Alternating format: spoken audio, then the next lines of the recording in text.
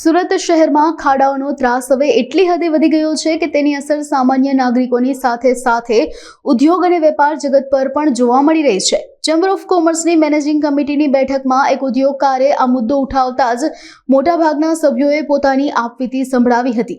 સામાન્ય રીતે ચેમ્બરની બેઠકમાં ટેક્સટાઇલ અને ઉદ્યોગને લગતા પ્રશ્નોની ચર્ચા થતી હોય છે, પરંતુ આ વખતે રોડ રસ્તાની ખરાબ હાલતનો મુદ્દો પણ ચર્ચામાં આવ્યો હતો।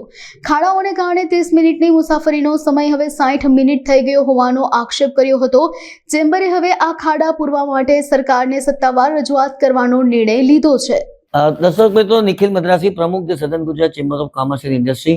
ચેમ્બર ઓફ કોમર્સની મેનેજિંગ કમિટી દર મહિને એક વખત મળતી હોય છે અને તે મિટિંગની અંદર ઉદ્યોગના પ્રશ્નોની સાથે સાથે જાહેર જનતાને પણ જે પ્રશ્નો ઉદ્ભવતા હોય છે તેની વાતો થતી હોય છે। ઉદ્યોગકારોએ શહેરની અંદર પડેલા ખાડાઓ સંદર્ભે ઉગ્ર રજૂઆત કરી હતી અને તેમણે કહ્યું હતું કે આ સંદર્ભની અંદર ચેમ્બર તરફથી યોગ્ય રજૂઆત થવી જોઈએ। ખાસ કરીને સહરા દરવાજા ગરનાળાની પહેલે બાદ જ્યાં ટેક્સટાઇલની મોટાભાગની માર્કેટો આવેલી છે, આ ખાડાઓને કારણે ગતિ અવરોધાય છે, વાહનોને બહુ તકલીફ પડે છે। જે ટ્રાફિકમાં સમય ઘરેથી પહોંચવાનો, દુકાન સુધી પહોંચવાનો કે ફેક્ટરી સુધી પહોંચવાનો હતો તેમાં પણ ખાસો એવો વધારો થયો છે અને તેને કારણે પ્રોડક્ટિવિટી પર, ઉત્પાદકતા પર તેની અસર પડે છે।